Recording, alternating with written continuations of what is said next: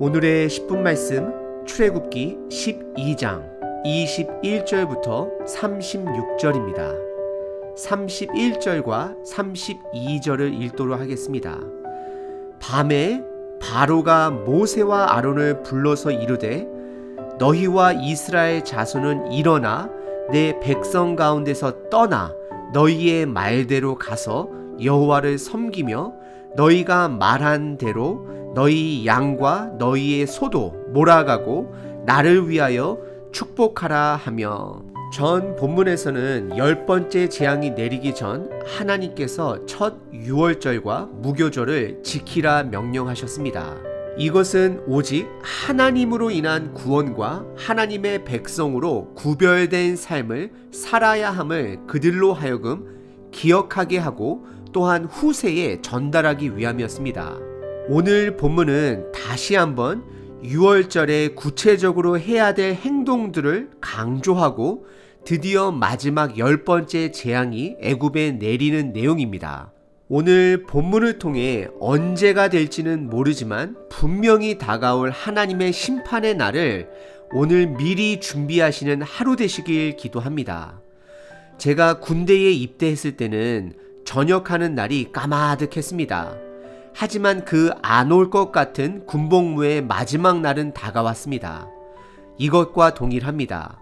우리의 육체적인 죽음의 날도 언젠가는 선명하게 다가올 것입니다. 그리고 예수님의 마지막 재림의 날도 분명히 올 것입니다. 그날 우리는 분명한 기준을 가지고 있어야 합니다. 그 분명한 기준에 따라 누군가에게는 절망의 날이요, 누군가에게는 기쁨의 날이 될 것입니다. 오늘 본문은 두 가지로 나눌 수 있습니다. 첫 번째는 유월절에 대해 다시 한번 강조하고 있습니다. 그리고 두 번째는 10번째 장자의 재앙과 드디어 바로왕이 하나님의 말씀대로 이스라엘 백성들을 내보내게 됩니다. 첫 번째 부분은 전 본문에 이어 유월절의 두 번째 강조로 21절부터 28절입니다.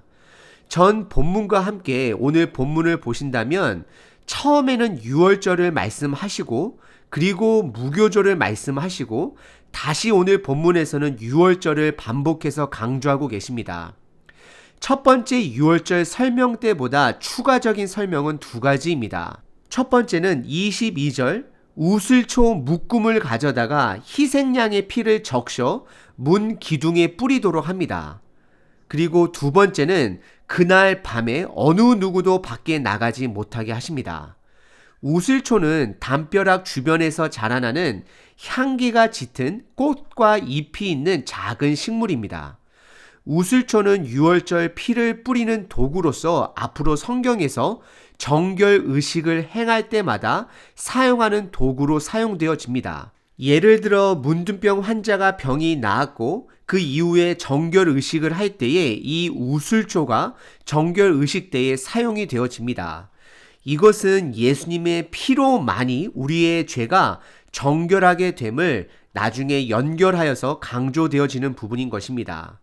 그리고 이스라엘 백성들은 유월절 첫날 밤에 이동할 옷차림으로 음식을 급하게 먹으며 밤을 새웠습니다. 아마도 음식을 급하게 먹느라 음식을 먹는 데는 그다지 많은 시간이 걸리지는 않았을 것입니다. 그날 밤 이스라엘 백성들은 밤새 이웃 애굽 마을에서 통곡하는 소리를 듣기 시작했을 것입니다. 그것은 애굽 땅에 그들의 장자가 죽어 나아가는 소리였을 것입니다. 하나님이 보낸 죽음의 사자는 이스라엘 백성들이 거하는 고센 땅에서는 그 피의 표적으로 인해 그가 찾고자 하는 사람들이 없었을 것입니다. 그래서 한자를 풀이해보면 넘을 유 그리고 건널 월, 그래서 유월을 한 것입니다. 하지만 애굽의 다른 도시들에는 수많은 사람들이 희생양의 피를 바르지 않았기 때문에 한 명 한 명 장자가 죽어나가기 시작했을 것입니다. 그리고 이스라엘 사람들은 그들의 통곡을 들으며 두려워했을 것입니다. 하지만 그때마다 하나님의 약속의 말씀을 붙들었을 것입니다. 우리들도 동일합니다. 믿음을 가지고 이 땅에서 살아가더라도 두려움이 엄습할 때가 많습니다. 그때마다 우리들이 기억해야 하는 것은 하나님의 약속의 말씀입니다. 그날 밤의 기준은 피의 기준입니다.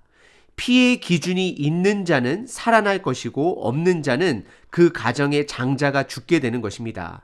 절대 권력을 가진 바로왕이라 할지라도 그는 그 기준에 미치지 못하기 때문에 그의 장자 또한 잃게 된 것입니다. 그리고 가난한 자도 그 피의 기준이 없다라면 맏아들의 죽음을 경험하게 됩니다. 더 나아가 10번째 재앙은 그동안 이스라엘 백성들의 고통의 부르짖음을 하나님께서 애굽의 부르짖음으로 되갚고 계시는 것입니다. 그리고 이스라엘 백성들의 남자 아기들을 죽인 애굽을 향한 하나님의 심판인 것입니다. 우리들도 그날이 오면 이 땅에서 아무리 최고급으로 살았던 부자들도 심판을 받을 것이고 이 땅에서 고난의 삶을 산 가난한 자들도 특별한 대우 없이 동일한 기준으로 심판을 받을 것입니다. 그 기준은 하나님의 아들의 희생에 대한 믿음이 있는지 없는지에 대한 여부인 것입니다. 그리고 24절에 그날 저녁에 그들이 지킨 유월절을 자손들이 영원히 지킬 수 있도록 그들에게 명령하십니다. 그리고 25절에서는 하나님의 때에 약속의 땅에 들어갔을 때도 그 땅에서 유월절을 지킬 것을 명령하십니다. 실질적으로 모세의 후임 여호수아가 약속의 땅 가나안 땅에 들어가서 할례를 행한 이후 바로 유월절을 지키게 됩니다. 그리고 유월절 날 자녀들이 혹시 이 예식이 무엇이냐 묻게 되면 오늘 본문 27절에 이렇게 답하라 말씀하십니다. 너희는 이르기를 이는 여호와의 유월절 제사라. 여호와께서 애굽 사람에게 재앙을 내리실 때에 애굽에 있는 이스라엘 자손의 집을 넘으사 우리의 집을 구원하셨느니라 라고 전하라 말씀하십니다. 결국 이스라엘은 하나님의 일을 기억하는 것이 그들에게는 힘이 되는 것입니다. 그리고 그 후손들이 그 일들을 기억할 수 있도록 도와주는 것이 그들을 굳건하도록 서게 하는 것입니다. 그리고 오늘 본문의 두 번째 부분은 10번째 장자의 재앙 부분입니다. 29절서부터 36절입니다. 하나님의 말씀대로 하나님의 죽음의 사자가 모든 장자들을 치게 됩니다. 그로 인하여 30절에 그 밤에 바로와 그 모든 신하와 모든 애굽 사람이 일어나고 애굽에 큰 부르짖음이 있었으니 이는 그 나라에 죽임을 당하지 아니한 집이 하나도 없었음이더라 라고 기록하고 있습니다. 애굽에 있는 모든 가정들의 장자가 죽자 31절에 그날 밤에 바로는 모세와 아론을 불러 다른 재앙 때와는 다르게 흥정하던 부분들을 다 포기합니다. 그리고 그의 고백에는 31절에 너희의 말대로 그리고 32절에서도 너희가 말한 대로 이스라엘 백성들을 데리고 나가고 모든 가축들을 데리고 나가라 말합니다. 너희의 말대로라는 뜻은 결국 하나님의 말씀대로 이 모든 것이 이루어졌다라는 것을 성경이 드러내고 있습니다. 하나님의 말씀대로 드디어 이스라엘 사람들은 애굽을 떠나게 됩니다. 하나님의 말씀대로 빈손으로 떠나지 않게 되는 것입니다. 하나님의 말씀대로 애굽의 사람들이 하나님이 하나님됨을 알게 된 것입니다. 하나님의 말씀대로 급하게 애굽을 떠나게 되는 것입니다. 이 모든 것이 하나님 말씀대로 이루어졌음을 성경이 드러내고 있습니다. 앞으로 하나님의 말씀대로 예수님은 우리에게 다시 오실 것입니다. 그리고 하나님의 말씀대로 본인의 죄를 인정하고 예수님의 피를 신뢰하는 사람들에게는 구원이 있을 것이고 그렇지 않은 사람들에게는 영원한 형벌을 받게 될 것입니다. 그리고 그 마지막 때는 하나님의 말씀대로 아무도 모르게 도둑같이 오게 될 것입니다. 저와 여러분들은 그 날에 준비가 되어 있으신가요? 무슨 준비가 필요할까요? 그것은 무교절의 말씀대로 구별된 삶으로 준비를 하시고 있어야 합니다. 바로의 모습으로 있으면 안 된다라는 것입니다.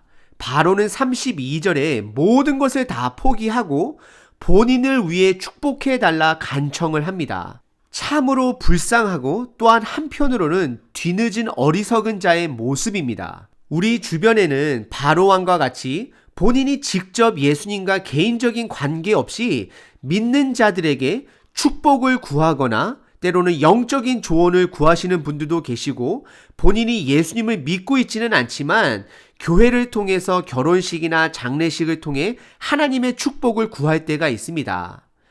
이런 것들은 진정한 축복이 될 수 없습니다. 진정한 축복은 그들 스스로가 예수님과의 관계를 시작하는 것입니다.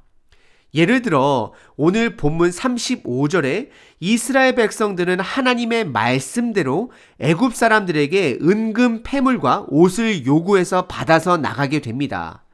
이 은금 패물은 부수적인 하나님의 축복입니다. 이것이 메인이 될 수 없습니다.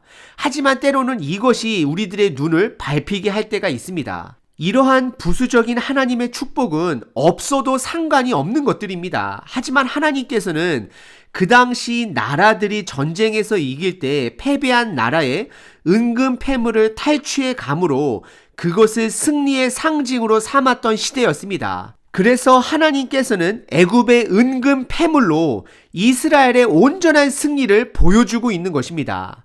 하지만 이 은금 패물에 집중하다 보면 결국 이것은 황금 송아지를 만들어버리는 죄를 범하게도 되는 것입니다. 그리고 이 은금 패물의 약속은 이미 하나님께서 아브라함에게 창세기 15장 13절에 약속한 말씀입니다.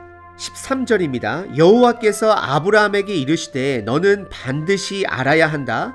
내 자손이 이방에서 객이 되어 노예가 되어 그들을 섬기겠고 그들은 400년 동안 내 자손을 괴롭히리니 14절 그들이 섬기는 나라를 내가 징벌할지며 그 후에 내 자손이 큰 재물을 이끌고 나오리라 라고 이미 약속하셨고 예언하셨습니다. 다시 한번 말씀드린다면 이 은금 패물의 약속은 하나님의 신실함을 드러내기 위한 도구이지 절대 메인이 아니라는 것입니다.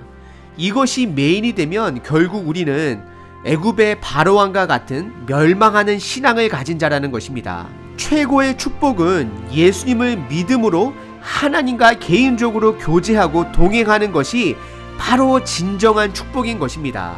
오늘 본문은 우리에게 다시 한번 유월절 규례를 통해 구원받은 이스라엘 백성들의 이야기를 들려주었습니다. 이것은 예수님의 이야기로 연결이 되어집니다.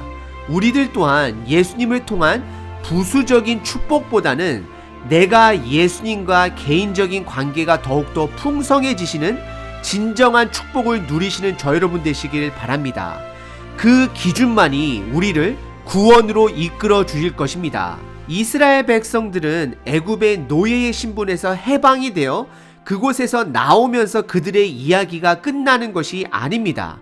이제는 하나님을 더욱더 신뢰하며 광야에서 살아가야 합니다. 하지만 만만치 않은 이야기들이 우리들을 기다리고 있습니다. 우리들의 삶도 마찬가지입니다. 예수님과의 꾸준한 삶의 동행이 있어야 합니다. 그래야지만이 부수적인 축복을 가지고 우상을 만들지 않습니다. 오늘 하루 절대적인 구원의 기준이 되는 예수님과의 관계를 다시 한번 되새김질 하시고 그분과 동행하시는 하루 되시길 기도합니다.